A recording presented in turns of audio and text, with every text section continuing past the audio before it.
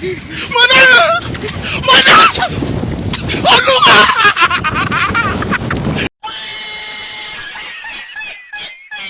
A few moments later.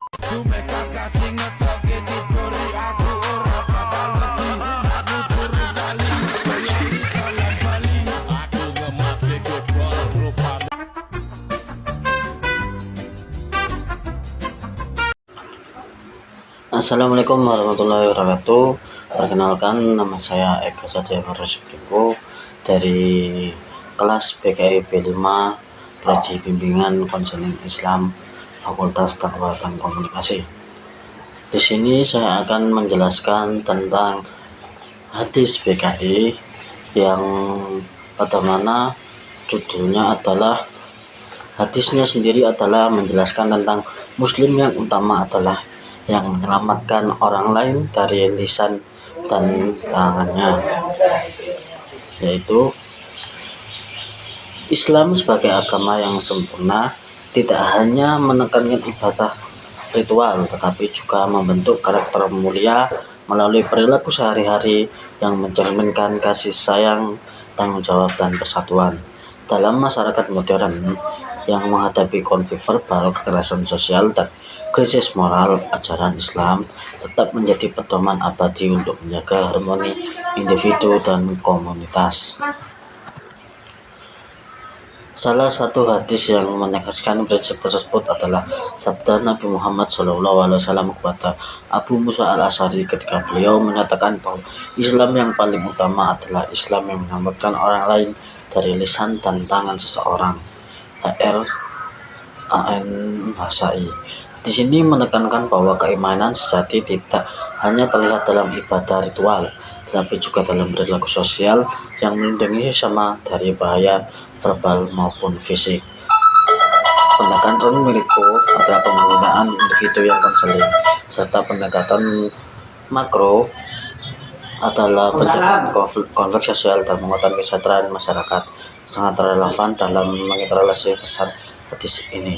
Nilai-nilai akhlak, tasawuf, dan ketika verbal dapat dibantukan dalam konseling modern untuk membentuk masyarakat yang aman, inklusif, dan karakter mulia. Di sini yang artinya dari Abu Musa berkata, kami bertanya kepada Rasulullah, Islam apakah yang paling utama? Beliau menjawab, yaitu seorang muslim yang kaum muslimin selamat dari lisan dan tangannya. Asbabul wurudnya adalah pada masa awal perkembangan Islam di Madinah. Umat Islam terdiri dari berbagai suku dan latar belakang. Kondisi tersebut sangat rawan konflik karena kesalahpahaman kecil dapat memicu pertikaian. Para sahabat pun sering meminta bimbingan Rasulullah mengenai aspek-aspek mendasar dalam Islam yang menjaga persatuan umat. Melalui hadis ini, Rasulullah SAW menekankan bahwa kualitas keimanan seseorang tercermin dari perilaku yang menjaga keselamatan sama muslim. Iman bukan hanya pengucapan syahadat, tetapi juga tindakan lahir dan batin. Menjaga lisan batin menghindari fitnah, ghibah, dan ucapan menyakitkan. Sedangkan menjaga tangan berarti tidak melukai, mencuri, atau merampas hak orang lain. Lisan dan tangan melambangkan seluruh potensi tindakan manusia. Jika keduanya terjaga, maka potensi kekerasan sosial dapat ditekan. Di sini juga terkait dengan ajaran mencintai sesama, bagaimana mencintai diri sendiri. Seseorang tidak akan menyakiti orang lain jika ia benar-benar mencintai saudaranya. Hadis ini menegaskan bahwa kemuliaan seorang muslim terletak pada kemampuannya menjaga orang lain dan berbahaya ucapan dan perbuatannya. Ia menjadi landasan moral dan sosial untuk mencegah kerusakan baik dalam interaksi langsung maupun dalam kehidupan masyarakat. Oke, saya menjelaskan tentang relevansi hadis dalam konseling. Hadis ini sangat relevan dalam praktik konseling modern, terutama konseling berbasis nilai Islam.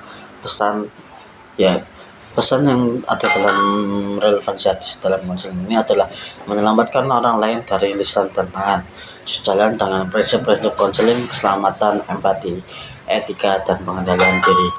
Yang pertama adalah konsep perlindungan dan pencegahan, yaitu perlindungan klien, pencegahan. Yang kedua adalah komunikasi positif dan aman. Yang ketiga adalah nilai tanggung jawab dan akhlak.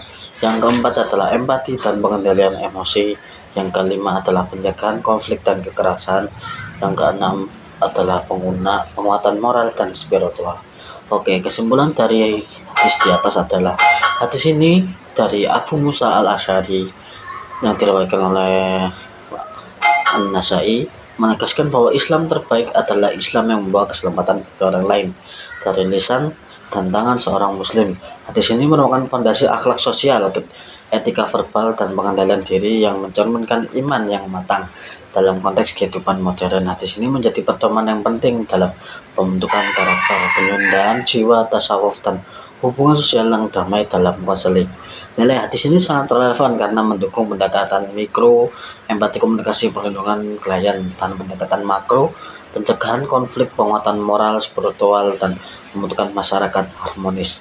Secara keseluruhan, hadis ini adalah pedoman abadi bagi konseling berbasis Islam serta landasan utama dalam membangun kesejahteraan individu dan masyarakat dalam era digital yang penuh tantangan. Sekian dari saya tentang menjelaskan hadis ini. Bila ada salah kata, mohon dimaafkan. Sekian dari saya. Wassalamualaikum warahmatullahi wabarakatuh.